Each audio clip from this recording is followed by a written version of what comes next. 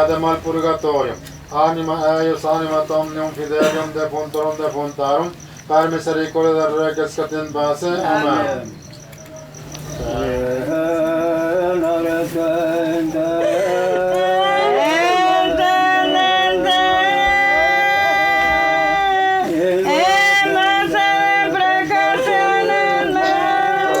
El culto a la vida, si de verdad es profundo y total, es también culto a la muerte. Ambas son inseparables. Una civilización que niega a la muerte acaba por negar a la vida. Desde hace varios siglos, las celebraciones en torno a los muertos han dado lugar a una arquitectura simbólica y ritual que se expresa en una infinidad de obras plásticas y objetos artesanales que se producen en las distintas regiones de México.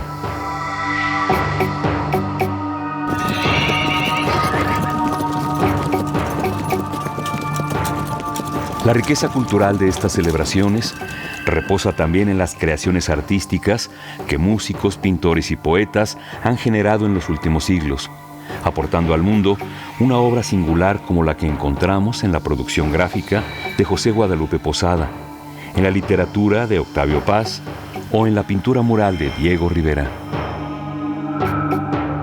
El repertorio es extenso e innumerable. Por todos los fieles difuntos y difuntas, por la misericordia de Dios, descansen en paz. Así sea.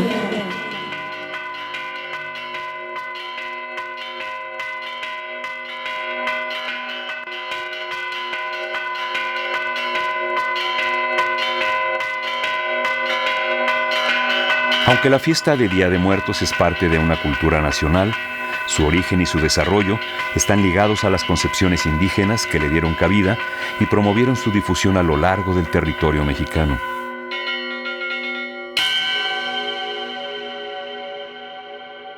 A pesar de sus diferencias culturales, que se revelan en una gran variedad de lenguas y costumbres, los pueblos indígenas de México comparten la historia de dos tradiciones que confluyeron en el siglo XVI, cuando la expansión española hizo posible el encuentro de dos mundos.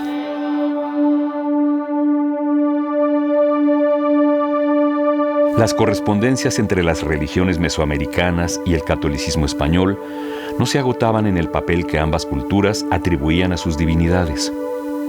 El ayuno y la penitencia, la confesión y el sacerdocio, así como las fiestas religiosas y la diócesis compleja de seres sobrenaturales, son, sin duda, algunos de los elementos análogos que posibilitaron la sustitución de las formas originales. Pero, sobre todo, fue el apego a un calendario para observar los aspectos del ciclo ritual, el esquema que permitió organizar las similitudes y las diferencias entre ambas culturas.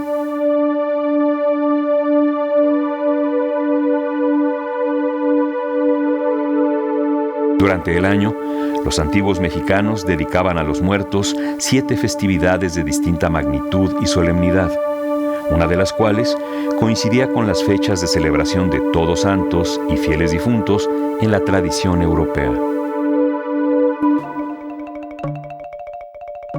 Las ceremonias para los muertos que se llevaban a cabo a principios del año estaban asociadas con la fiesta de Tezcatlipoca y Huitzilopochtli, pero el tema principal de la festividad se encontraba relacionado con el advenimiento de la época de lluvias. La culminación de la temporada pluvial coincidía en cambio con las ceremonias del mes de Quecholi, cercano a Todos Santos y fieles difuntos, cuando, como escribió Fray Diego Durán, hacían unas saetas pequeñas a honra de los difuntos y poníanles sobre las sepulturas, conformadas generalmente por tamales, flores e incienso. Las ofrendas que se destinaban a los difuntos se prolongaban a lo largo de 4 años consecutivos, cuando el alma o la esencia de los difuntos arribaba al Mictlán o lugar de los muertos. Existía la creencia de que durante ese viaje el muerto debía atravesar diferentes espacios, tales como volcanes y páramos, donde el viento era tan frío que cortaba como una navaja. Para cada uno de estos lugares, los ancianos y los oficiantes colocaban en la mortaja diferentes papeles cortados que el difunto debía presentar al llegar a su destino. cuando se me quitaba yo no culingia chichte que voy donde ya sé yo lo sé chichte que voy yo nata a mí tengo que toco pero como para no culé es que es mate que tengo que con chichte que más yo sé yo lo te que le van no tiene que Entre los antiguos mexicanos, sin embargo, no era la forma de vivir la que marcaba el destino de los hombres, sino su forma de morir. Las personas que morían de enfermedades iban al Mictlán, que los cronistas españoles identificaron con el infierno. Los cautivos y los que morían en las batallas se dirigían en cambio a un lugar celeste, cercano al sol, donde sus ánimas recibían las ofrendas de los vivos antes de convertirse en aves que andaban chupando todas las flores, así en el cielo como en este mundo, según lo describe Bernardino de Sahagún. Además de la morada celeste y el inframundo, se encontraba el Tlalocan o paraíso terrenal, hacia donde se encaminaban aquellos que fallecían ahogados o fulminados por el rayo. Concebido como el lugar de la abundancia, donde solo existía la estación pluvial, Tlalocan era el destino de aquellos que habían sido elegidos por Tlaloc, el dios de la lluvia, cuyas representaciones aparecen generalmente vinculadas a los 4 postes de los confines del mundo y al árbol cósmico, ubicado en el centro, que conectaba las fuerzas celestes con las del inframundo. Los niños que morían durante la lactancia estaban también vinculados a un árbol mítico que crecía en el valle de Tonaca-Cuautitlán y que se conocía como el árbol de nuestro sustento o como el árbol nutriente. El nombre derivaba de los senos maternos que colgaban bajo sus ramas, donde los niños de tierna edad acudían para alimentarse mientras esperaban volver a nacer en el seno de sus madres. Por eso que en Escayotia, antes sí, para quitar costumbres, por eso estaban en Escayotia. Yo un papá, el hombre, que encajado, yo un trombos que en agua, ya voy ahí en que me llaman.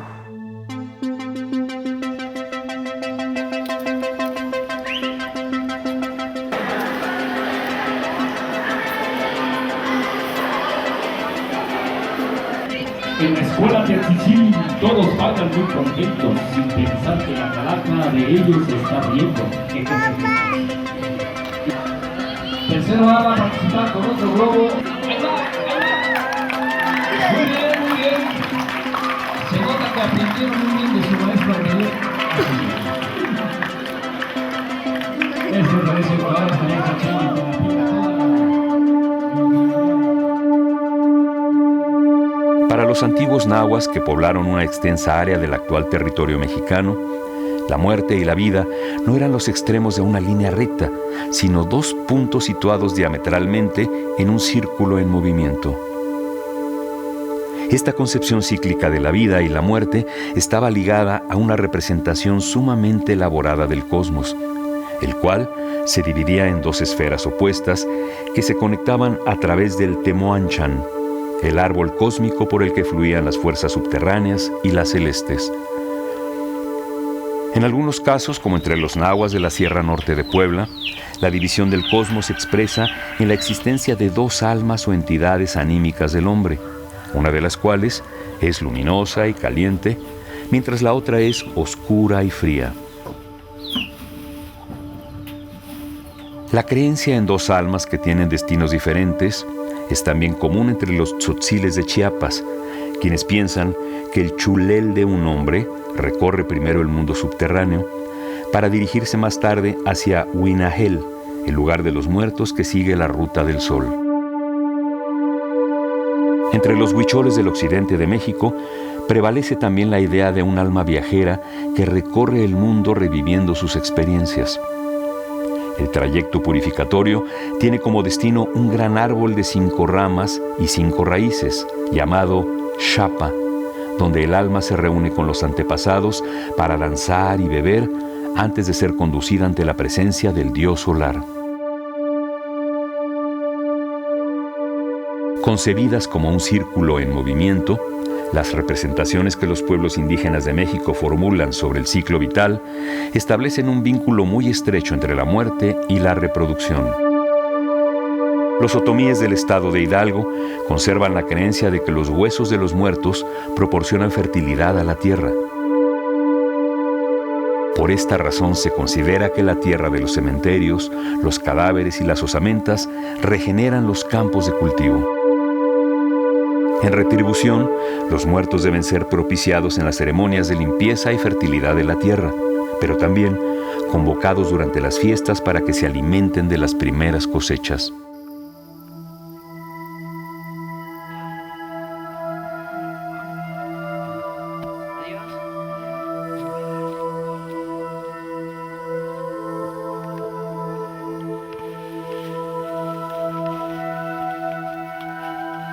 Estas son las hojas que lo utilizamos para envolver el tamal. ¿Ah, sí? Sí, es que le decimos esquijit. Esto se corta así con cuidadito, los más largos.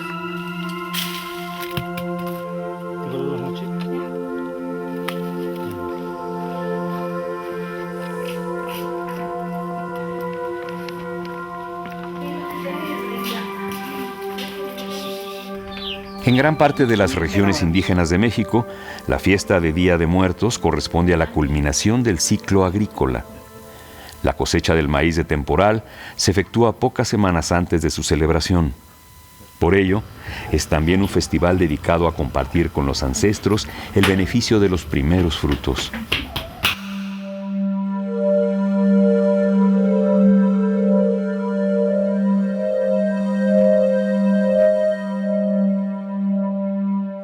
El cultivo del maíz de temporal está sujeto al ciclo de la temporada pluvial, que en gran parte del territorio mexicano se inicia hacia finales de mayo y concluye a mediados de octubre.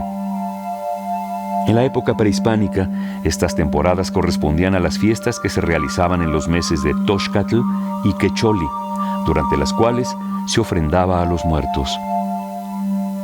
Después de la conquista española, quedaron ubicadas entre la celebración de la Santa Cruz, el 3 de mayo, y la fiesta de Todos Santos y Fieles Difuntos. La relación simétrica que se concede a ambas festividades se manifiesta en el carácter frío y subterráneo de la festividad de los muertos frente a la naturaleza cálida y solar de la fiesta de la Santa Cruz.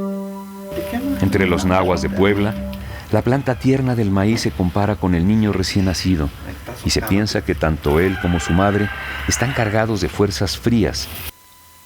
A medida que crece, la persona va adquiriendo calor a través de los servicios que brinda a la comunidad y su muerte se concibe también como una forma de retribución a la tierra.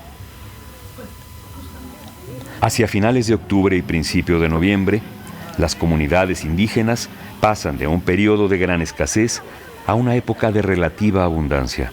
Los graneros se abastecen con las mazorcas del maíz, los campos se pueblan de pastizales para el ganado y en las tierras de cultivo crecen las flores de Cempalzúchitl, que adornarán los altares domésticos y los cementerios.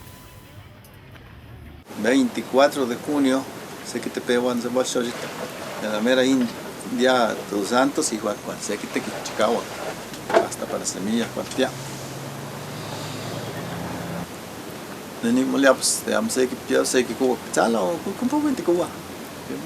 Las flores de Cempalzúchitl o flor de muerto tienen la característica de que sus semillas maduran cuando la planta está floreciendo, lo cual las distingue de otras especies en las que la flor se marchita antes de que la semilla crezca. Por esta razón, los nahuas de Cuetzalan les atribuyen la existencia de un tonal, es decir, una fuerza anímica vital que usualmente poseen los hombres. La particularidad de las flores de Cempalzúchitl permite utilizarlas en los ritos mortuorios para representar el cuerpo de los difuntos. Al colocarse por debajo de los altares, en contacto directo con la tierra, las flores de muerto se sitúan en una posición distinta a la de las velas, que representan la parte etérea y celeste de la ofrenda.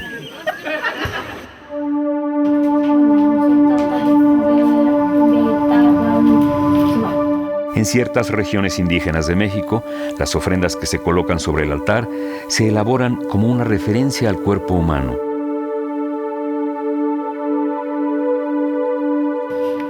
Los nahuas de San Miguel Tzinacapan, en la Sierra Norte de Puebla, estiman que los tamales de carne que se preparan para esta ocasión simbolizan el cadáver de los difuntos. Los tamales que se elaboran con ixtamal, mole negro y carne representan el cuerpo, la sangre y el alma. La hoja es la caja. La caja. Y masa. La masa es la carne. Y la carne es el corazón. Sí. Y el mole es la sangre. Otros ingredientes culinarios pueden simbolizar los fluidos corporales, como es el caso del pipan, con que se aderezan algunas especies de tamales.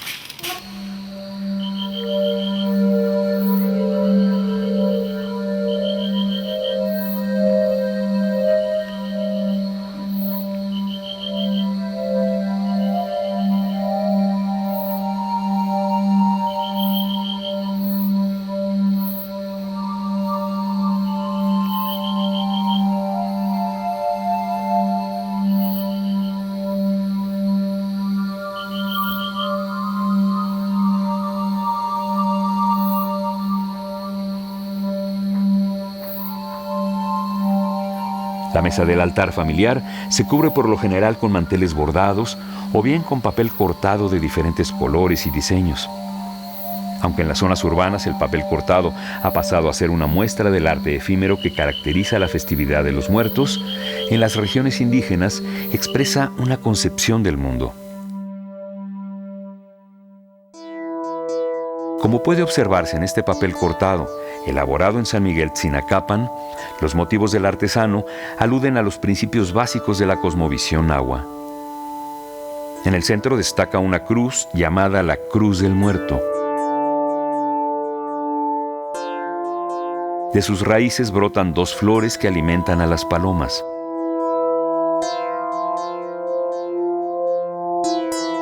En la parte inferior, que representa el cadáver en su ataúd, se exhibe un cráneo humano invertido que muestra la frente, los ojos y la boca abierta.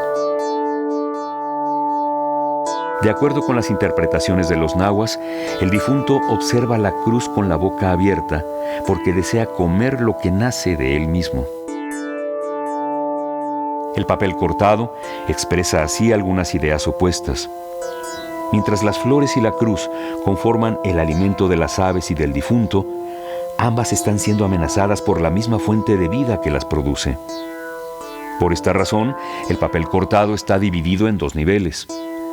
Uno alberga los motivos celestes y el otro los motivos subterráneos relacionados con los muertos y con el inframundo.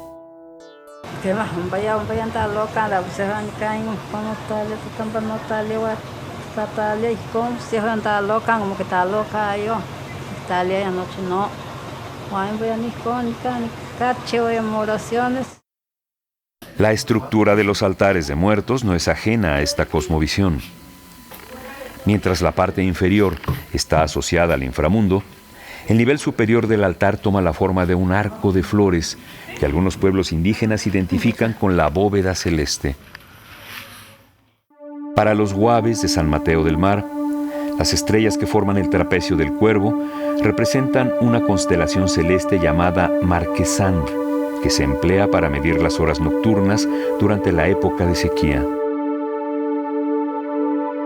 La mesa del altar se convierte entonces en el punto de enlace entre una constelación celeste y la tierra que alberga a los difuntos, ya que anteriormente existía la costumbre de enterrar a los niños sin bautizo debajo de los altares domésticos. Aquí los 8. Esa.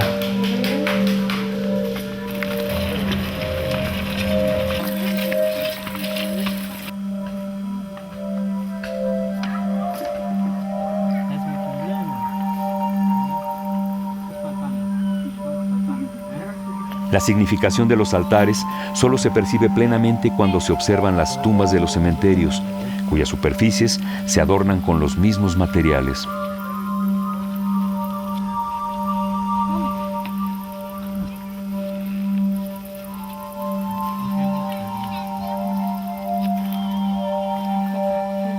Así como los altares domésticos conforman el lugar de entrada al ámbito comunitario, los cementerios se conciben como el sitio de salida hacia el cual deberán retornar los difuntos. Es por ello que se suele trazar entre ambos espacios un camino de flores de Cempoalzúchitl, conocido como el Camino de los Muertos. Es la ruta indicada entre el cementerio y la comunidad. En la mayoría de las zonas indígenas de México, los primeros días de noviembre son los más relevantes y significativos de la celebración.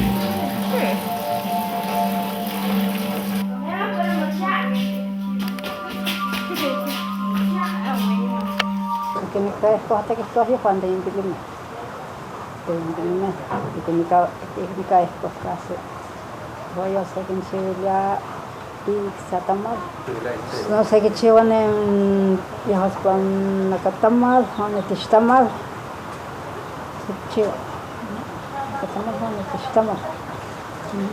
No sé qué darle la mesa. Las diferencias de edad y condición no solo se distinguen por los días de celebración. En el espacio del cementerio, los difuntos también se distribuyen en diferentes puntos.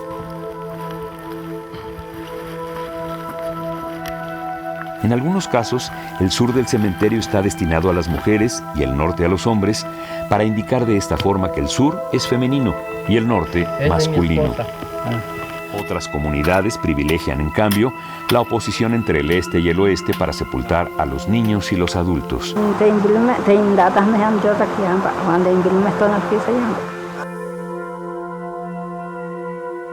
Durante los días de la fiesta, las ofrendas alimentarias siguen un circuito de donaciones que inicia con los difuntos y culmina con los miembros de la comunidad. Cuando los muertos regresan a su morada, llevándose el olor de los alimentos, la comida se distribuye entre las familias.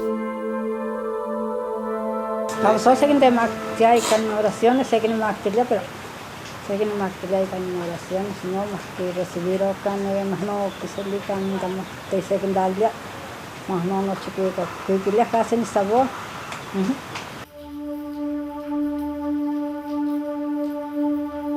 Al referirse a las fiestas que los antiguos mexicanos dedicaban a los muertos, Fray Bernardino de Sahagún nos dejó escrito que comían tamales por todos los pueblos y en todas las casas, convidándose los unos a los otros.